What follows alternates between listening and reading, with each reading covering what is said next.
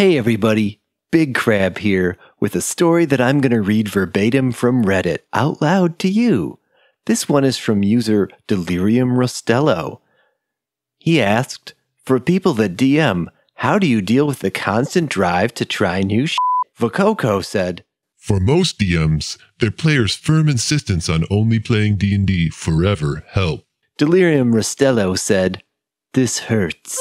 Eric Seablade responded, simple solution is to tell them you're not going to run D&D so they can play what you are running and like it, or they can shove off and find someone else. Finding someone else is usually not that hard. That's one thing if you play with randos or classmates, but take it or fuck off can blow up with a friend group. Sometimes it's just not a battle worth starting. Then it's not a friend group. My friends are okay with not being involved in every activity I do. Yours should be too. You know, everybody, I think Eric Seablade is onto something. If you want to try something new, just speak up and tell people. Set it to the group for a conversation.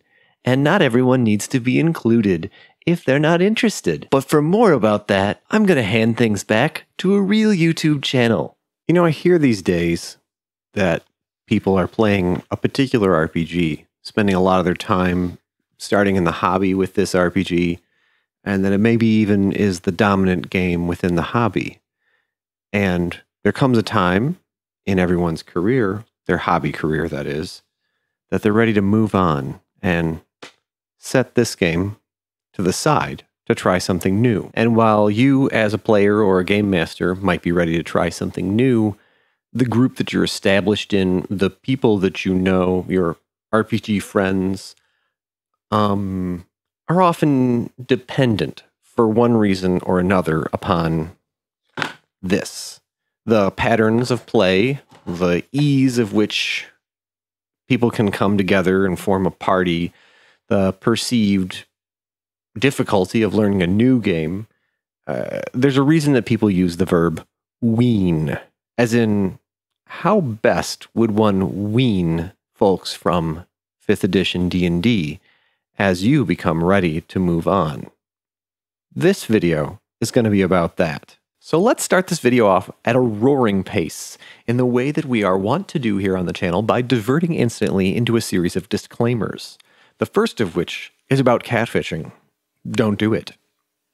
What I mean by that is that there's a certain YouTube channel out there that has 3,000 subscribers. Oh no, I'm sorry. They have 100,000 subscribers and I only have 3. By the way, you could like and subscribe right now. That would help. This channel narrator has a certain style which involves reading posts from Reddit out loud, verbatim, and then offering a little bit of commentary at the end. And one of the stories that you'll often hear from this channel is of players that have been misled by a game master about the true nature of the game they're playing. But they're not really playing D&D. It turns out it's really Game of Thrones, it's really Star Wars, it's really science fiction or spycraft. I don't think that this kind of label changing really is a very effective way to do things. In fact, it's almost like gaslighting. You've told people that you're going to play D&D, but little to their knowledge, they're not really playing D&D.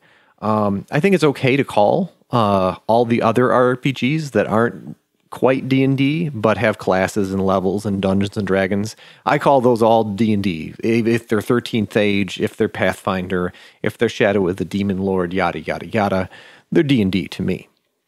And I think that that's fine as a pronoun for that sort of game. But going beyond that level, I want to warn against that because I think it's a sort of dishonesty that won't serve you well in the long term. And this video is staked out as a long-term means to wean, not a way to get what you want in the short term. Second style of catfishing is something which I've been an advocate for in the past, unfortunately, and I have to admit to it.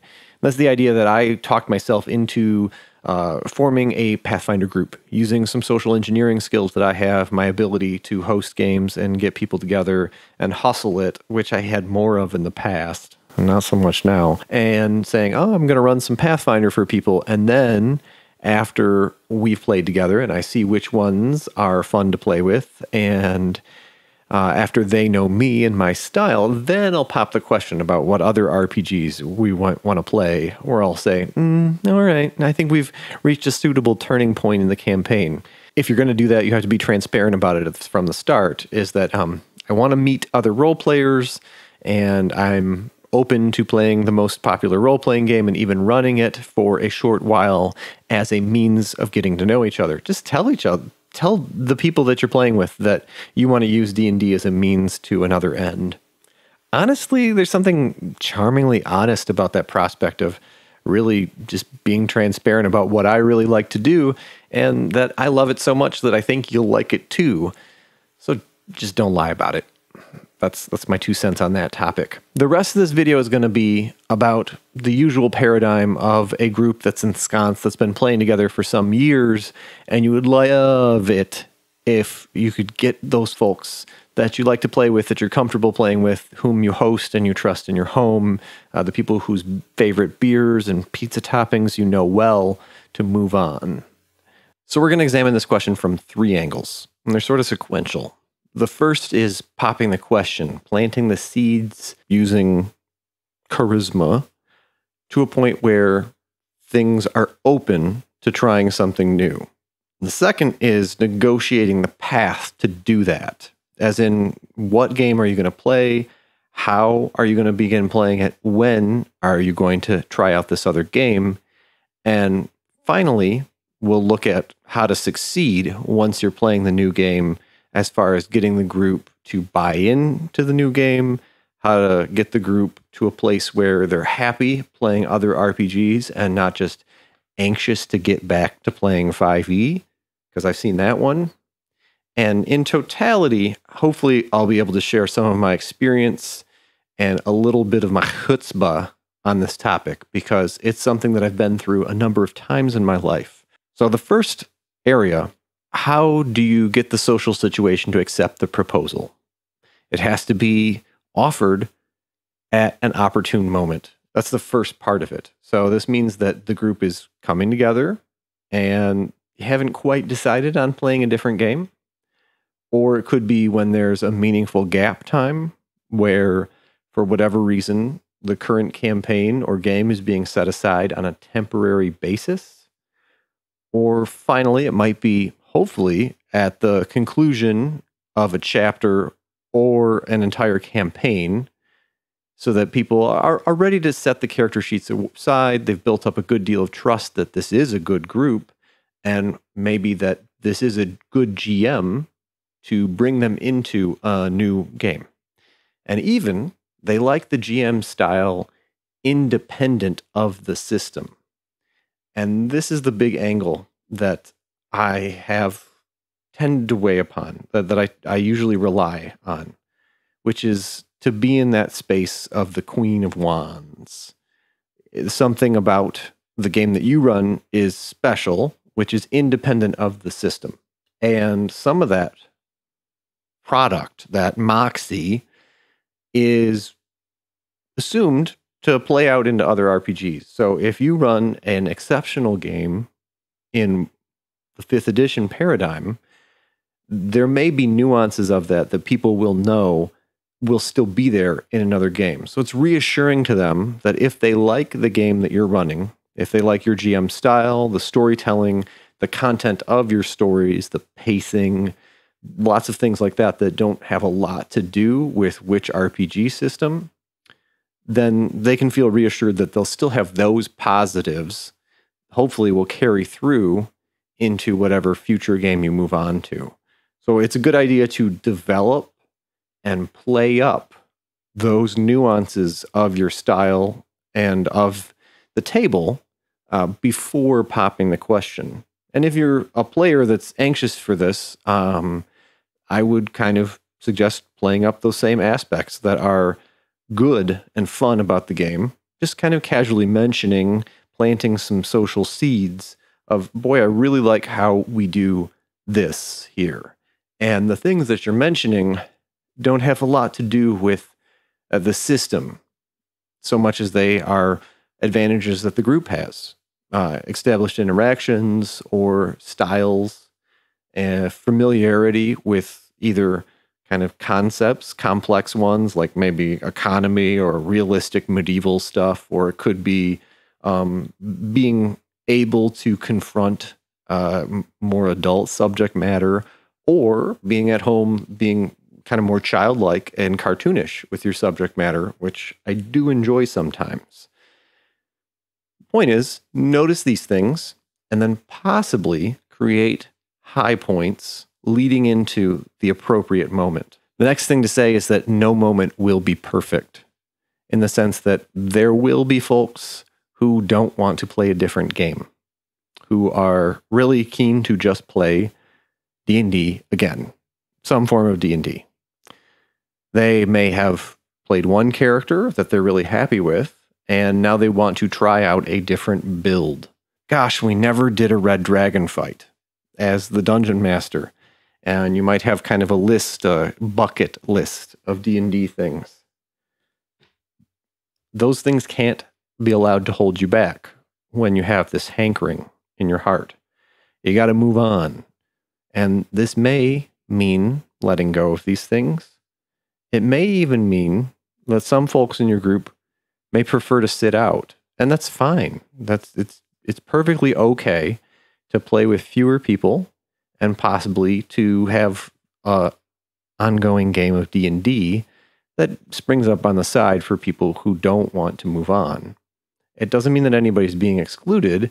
It means that people are following their tastes.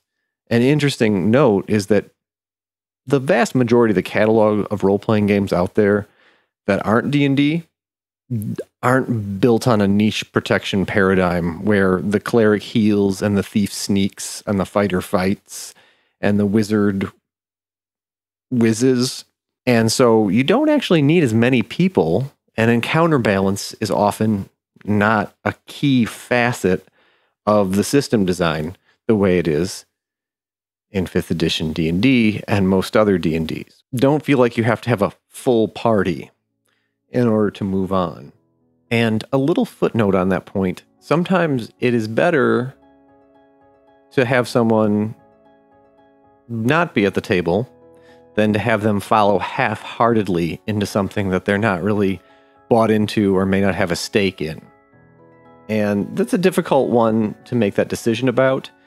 And this comes to the question of right moments. Sometimes it'll be a matter of suggesting a one-shot, or briefly running a pre-generated sort of adventure with pre-generated characters in a window that's open to play in.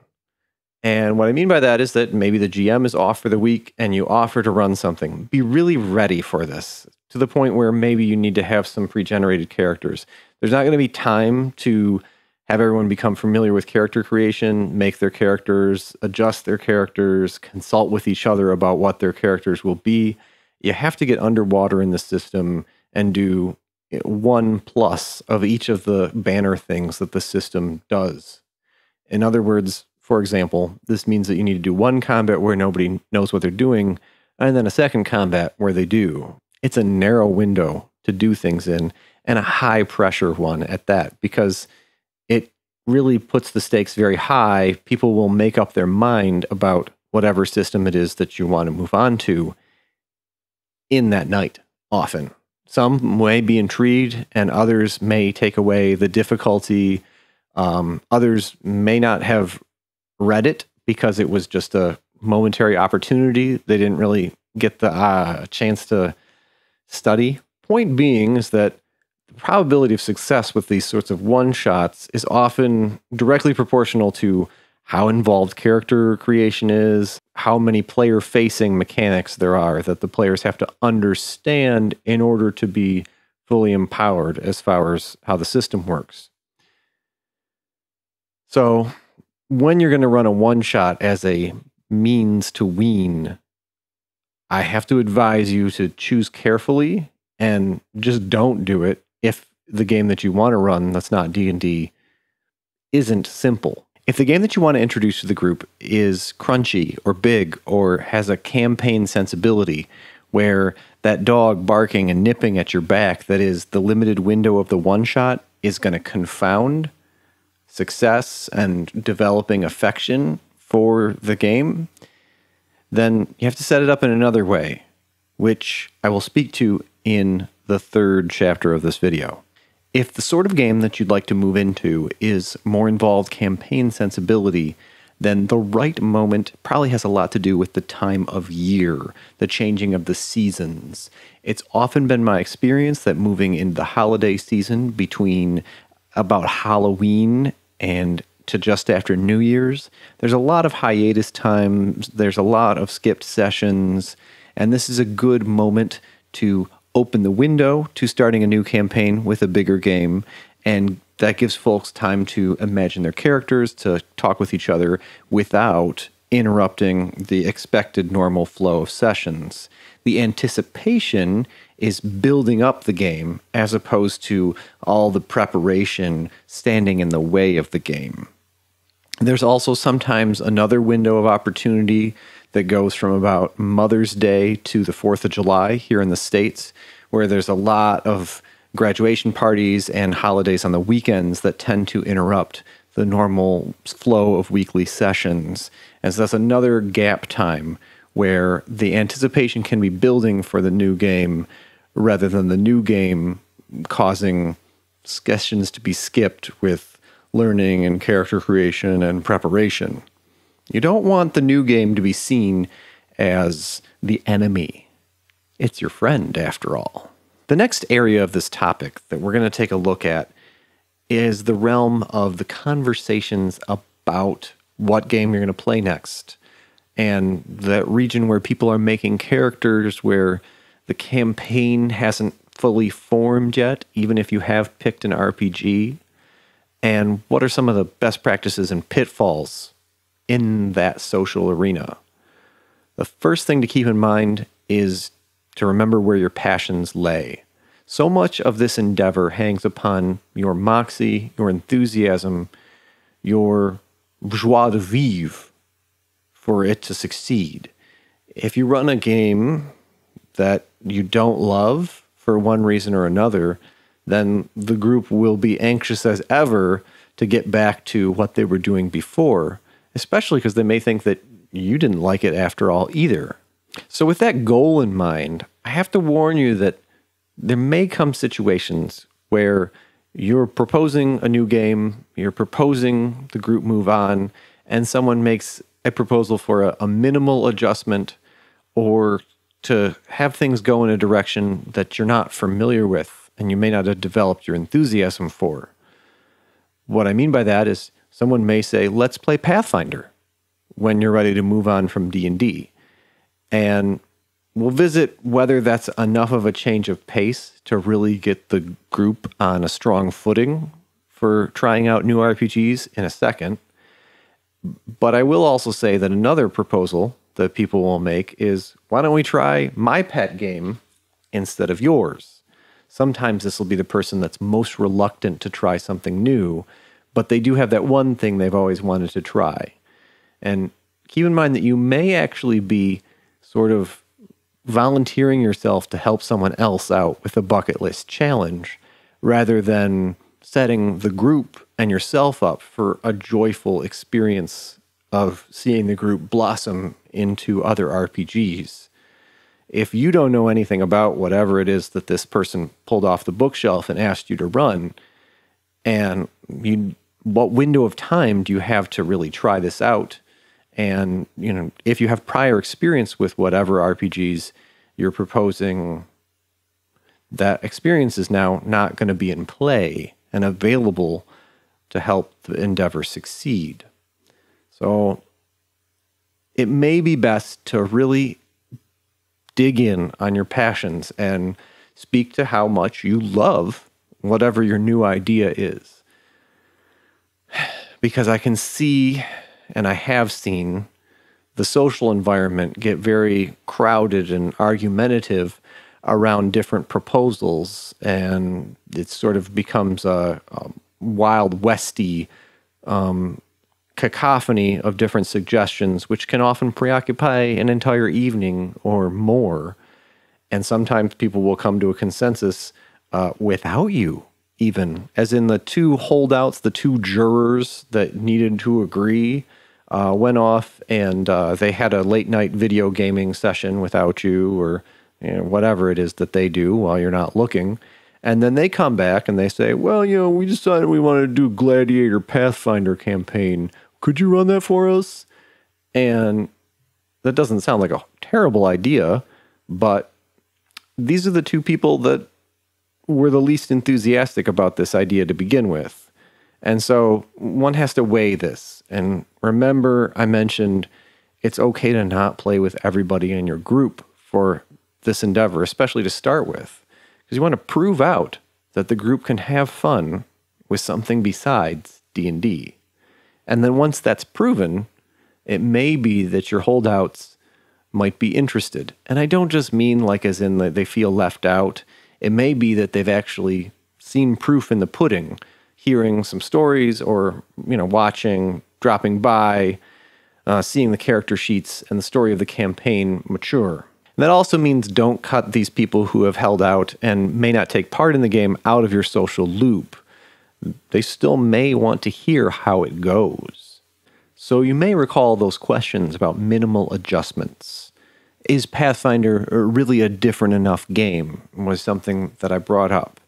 And what I mean by that is that there are so many D&D adjacent RPGs where it's D&D, but then a little something is different. For example, Pathfinder, there's more options around characters, there's a much more tactical experience of gameplay, and there's slightly more difficulty as far as making good choices in combat and whether the characters will live or die based on those choices. But in some respects, it's D&D with those extra things. And one of the aspects of that is that it's still a high fantasy genre. It's still very combat focused as an RPG. And the idiom of how the characters do things and get in adventures is very similar in the sense that you still hold the torch and go down a hallway. You receive rumors and quests from kings and queens. You level up your character and achieve a new paradigm of abilities every few sessions. You can be invisible. Now you can teleport. Now you can stand up to a blow from a hill giant club. And that these paradigm shifts, that zero to hero progression still tends to rule the day.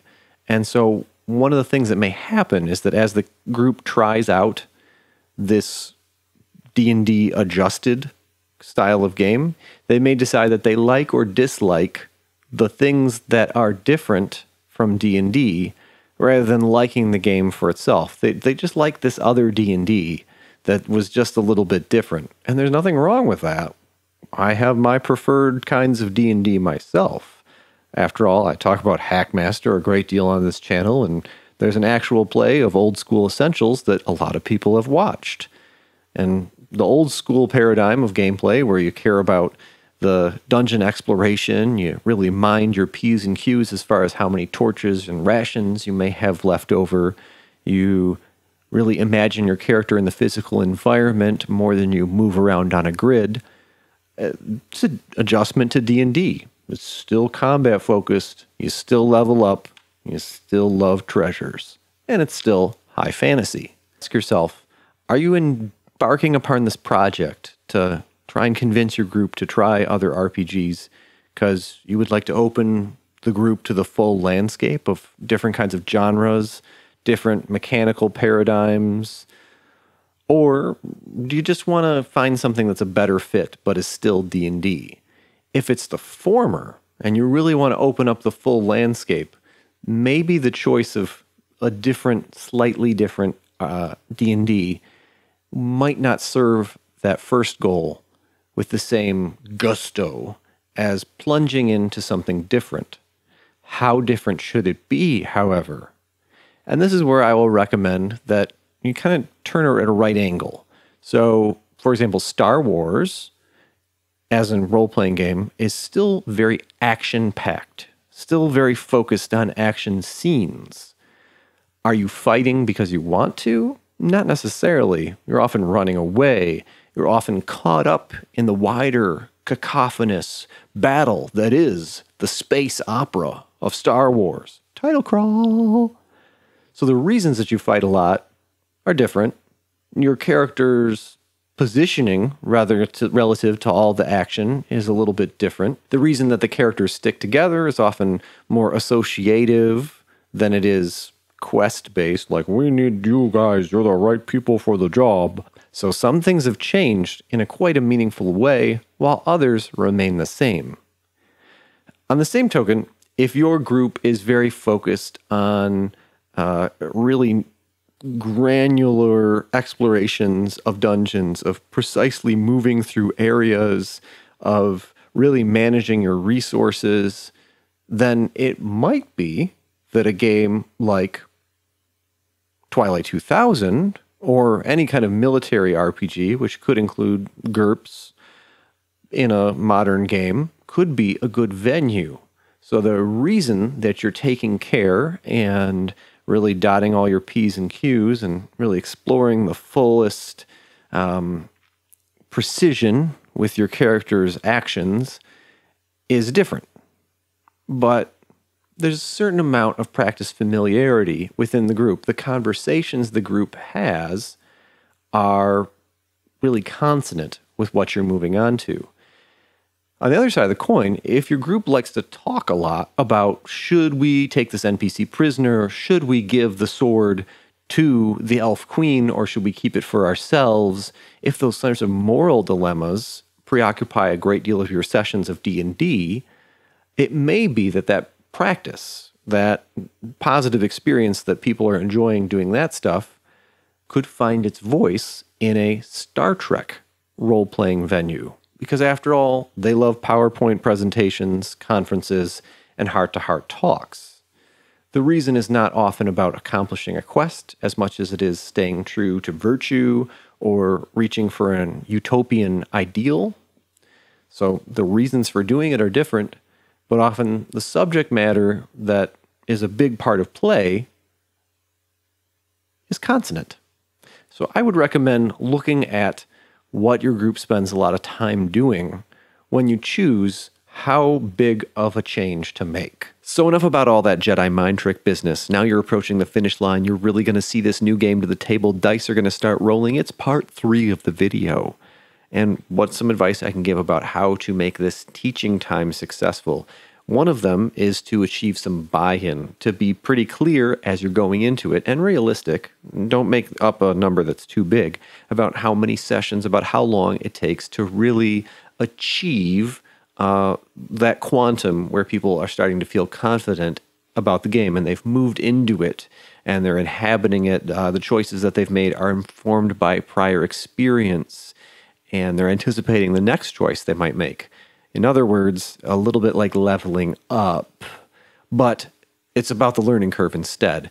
You know that experience of how you're now at level 3, you've been level 1, you knew what it was like to be level 1, and now you're anticipating reaching the new quantum of spells that come out at level 5, and you're able to make more informed choices, and you're able to see how the group dynamics are developing.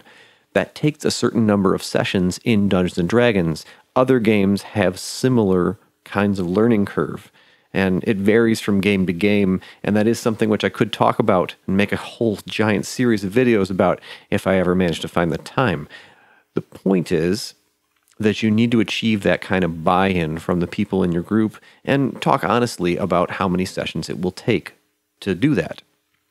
And check in with people as this proceeds. Session 3, Session 4, how are you feeling about the game? What are some areas that we could learn a little bit more from? Try to stick with the rules as written in this period because, after all, the rules really haven't played out and seen their voice as far as how they shape gameplay at this point. So I would say, just speak to how you really want to try the game as is, and you may not know what the adjustments that you're making might cause down the road. That's a personal preference of mine, and it does inform how I try new games, but I do think it might be good advice for people who are trying a new system with new gamers who are reticent, because after all, they may blame your own eagerness to change it rather than evaluating the system itself. The next thing to keep in mind is that if you're transitioning from a short-term audition period, something like a fill-in-the-gap game or a one-shot, and you're moving into a real earnest campaign that may have long-term play, this is something which I have learned the hard way, which is that you need to take a pause. You need to spend some time in your preparation to set up things like allies and enemies and long-term associations that the characters have, grounding and a sense of place. The tavern keeper, the former master of the apprentice wizard, your old mentor. Those sorts of NPCs you now have time for, and there's a horizon for them, and they provide the connectedness, the pull upon characters very often in whatever the new genre is. And if there's any faltering as far as genre, as far as the new players and the new group and the new game master in running a new game and a new genre, that motivation or even just friendly advice, a phone call from those NPCs is much more readily received, but it needs the setup in the early game in order for that to work. So even if you've already kind of done a few sessions of audition time and early game, you need to revise and expand that early game as you move into a true campaign game to try it out. That's a big point of advice for Traveler, especially, that I just learned the hard way. One of the things to really focus on as you're teaching the game is, what does a die roll mean, as far as what are we rolling for? Is it whether the character is equal to the task, whether they really have the physical fitness, whether they were able to do as many pull-ups to get the presidential patch as was required, or is it about did they have the motivation? Did the story, the writer's room, the conniving in some back room, did the writer's room decide that the story, it called for the character to make it or not? And so we kind of flip a coin to find out what the writer said. There's different games, and different games have a different view about that. You can have conversations about what that means to the game as you're playing it. Experience learning together. Identify those moments, like, when do we roll the dice and why do we roll the dice? How is it different than D&D? And how do we feel about how that's changing the way we play? Reflect upon those changes as you learn them, and point out that the answers may be different. As in, bring a state of open-mindedness, empty-mindedness to yourself and your players. And there are a number of ways to do this, but one of my favorites is to begin with something atmospheric that is tuned into the genre. If you're doing something that's in outer space, it can be as simple as having something tumbling through the void, or it could be opening play in the holodeck with characters unwinding after a hard day and communicating that in the television genre that it is Star Trek, in medias res is not only a common thing, but also characters getting pretty stressed out and getting effectively low HP is something that can happen outside of a wang-bang combat situation. These sorts of situations are a great opportunity for players to figure out how to approach situations using the new tools in play. Sometimes those are genre tools, like the transporter in Star Trek. Sometimes they are system tools, things like Make It So, the determination spend in Star Trek Adventures. Finding opportunities to learn that tool use within the normal course of play.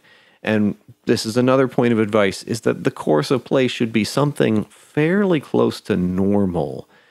I would advise against training wheels scenarios, ones that are too railroaded because an NPC is kind of cracking the whip for the beginning of the game.